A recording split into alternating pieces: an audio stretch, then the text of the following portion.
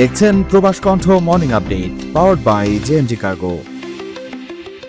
মালয়েশিয়ায় রোহিঙ্গা শরণার্থীদের বিরুদ্ধে নতুন করে বিদ্বেষমূলক প্রচারণা শুরু হয়েছে।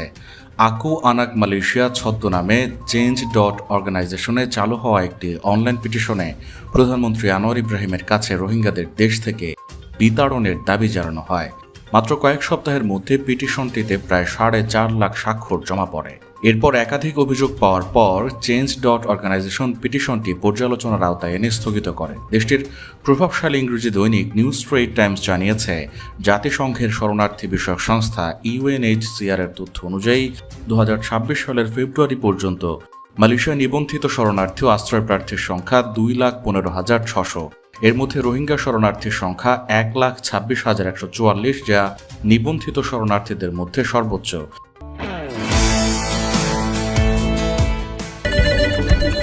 জি, আপনার শিপমেন্ট কল পাঠানো হবে।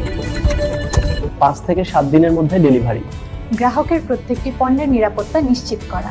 প্রতি সপ্তাহে শিপমেন্ট। বাংলাদেশের সব জেলায় delivery service. JMG cargo and logistics Malaysia 95 Jalan Tun HS Lee city centre, Kotaraya RHB bank ও মে ব্যাংকের পাশে। বিস্তারিত জানতে ও বুকিং দিতে হোয়াটসঅ্যাপ করুন। প্রতিবেদনটিতে আরও বলা হয়, পেনাং ভিত্তিক একটি বেসরকারি সংগঠন দেশের বিভিন্ন এলাকায় রোহিঙ্গাদের ক্রমবর্ধমান ব্যবসায়িক উপস্থিতি এবং আর্থিক সুযোগ সুবিধা নিয়ে উদ্বেগ প্রকাশ করেছে। এসব বক্তব্য জনমনে অস্বস্তি ও বিতর্কের জন্ম দিয়েছে। এই পরিস্থিতিতে আন্তর্জাতিক মানবাধিকার সংস্থা ফোর্টিফাই রাইটস উদ্বেগ প্রকাশ করে বলেছে, মালয়েশিয়ায় কর্তৃপক্ষের উচিত শরণার্থী এবং অন্যান্য প্রান্তিক জনগোষ্ঠীকে লক্ষ্য করে অনলাইনে ছড়িয়ে পড়া ঘৃণ্য প্রচারণা, হয়রানি ও হুমকির বিরুদ্ধে দ্রুত পদক্ষেপ নেওয়া।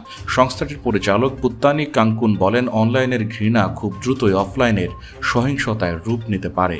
মালয়েশিয়ার মানবাধিকার কমিশন সুহাকামো বিষয়টি নিয়ে উদ্বেগ প্রকাশ করেছে।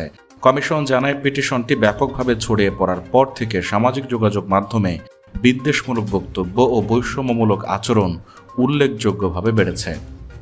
প্রবাস কণ্ঠ নিউজ ডেস্ক।